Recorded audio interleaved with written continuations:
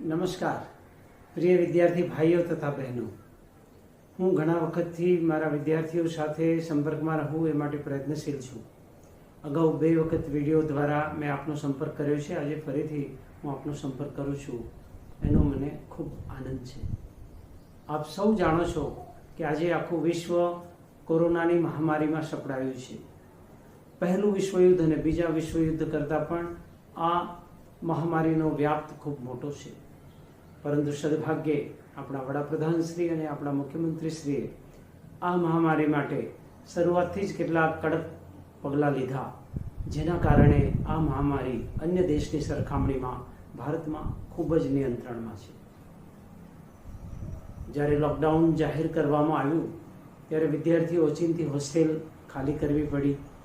જે રૂમ રાખીને ભાડે લેતા હતા એ પણ ઘરે પહોંચ્યા, પરંતુ બધા વિદ્યાર્થીઓ સુરક્ષિત રીતે પહોંચી ગયા એ બહુ આનંદની વાત છે.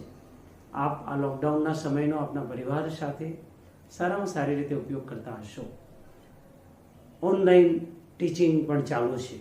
ઈ લર્નિંગ પ્લેટફોર્મથી જે કંઈ અભ્યાસક્રમ ચાલુ છે તેમાં પણ તમે ખૂબ સક્રિય રીતે ભાગ લેતા હશો.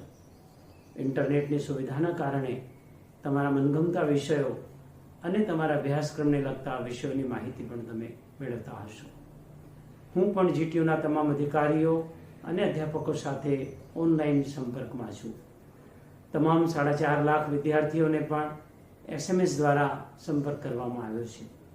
આ લોકડાઉનના સમયમાં વિદ્યાર્થીઓ અભ્યાસક્રમની સાથે અન્ય રીતે પણ સક્રિય રહે તે માટે જીટીયુ દ્વારા ખૂબ જ જુદા જુદા પ્રોગ્રામો જાહેર કરવામાં આવ્યા છે, જેવા કે યોગ, આસન, પ્રાણાયામ, જિમ્નેસ્ટિક્સ, વિડીયો બનાવવી, આવા પ્રોગ્રામો નક્કી થયા છે. જીટીયુ દ્વારા એક કાઉન્સિલિંગ સેન્ટર પણ શરૂ થયું છે, જેમાં ગુજરાતના ખ્યાતનામ અધ્યાપકો અને સાયકોલોજિસ્ટો પોતાની સેવાઓ આપી રહ્યા છે અને અનેક વિદ્યાર્થીઓ એમાં ભાગ લઈ રહ્યા છે. મારી ઉપર અનેક વિદ્યાર્થીઓ વાલીઓના પત્રો આવે છે, મેલ આવે છે, SMS આવે છે અને ખાસ કરીને તેઓ પરીક્ષા બાબતથી ચિંતામાં છે. હું પણ એક જીટીયુ પરિવારના સદસ્ય તરીકે આપની ચિંતામાં સહભાગી છું. ખાસ કરીને પરીક્ષા ક્યારે થશે, રિઝલ્ટ ક્યારે આવશે, કેવી રીતે થશે, આવા પ્રશ્નો હોય છે. સ્વાભાવિક છે. તમને ખબર છે કે ગઈકાલે ગુજરાત સરકાર તરફથી 16મી મે સુધી વેકેશન જાહેર કરવામાં આવ્યું છે અને યુજીસી દ્વારા પણ એક ઉચ્ચ કક્ષાની સમિતિ બનાવી છે જે પણ સરકારને પરીક્ષા બાબતમાં ભલામણો કરશે.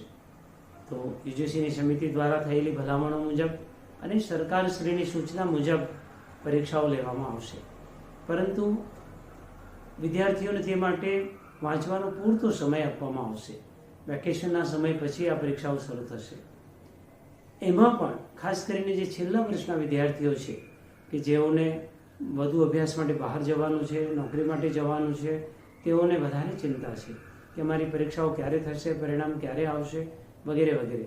તો સૌથી પ્રથમ જ્યારે પણ સરકારશ્રીની અને યુજીસીની સૂચના મળશે તે મુજબ પહેલાં અંતિમ વર્ષના વિદ્યાર્થીઓની પરીક્ષા થશે અને ત્યાર પછી બાકીના સેમિસ્ટરની પરીક્ષાઓ થશે.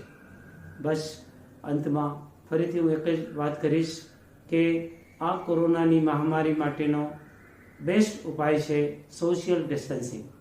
તમે એનું ચુસ્તપણે પાલન કરો. તમારા ઘરમાં રહો, સુરક્ષિત રહો, આપના વડીલોની ચિંતા કરો. ધન્યવાદ.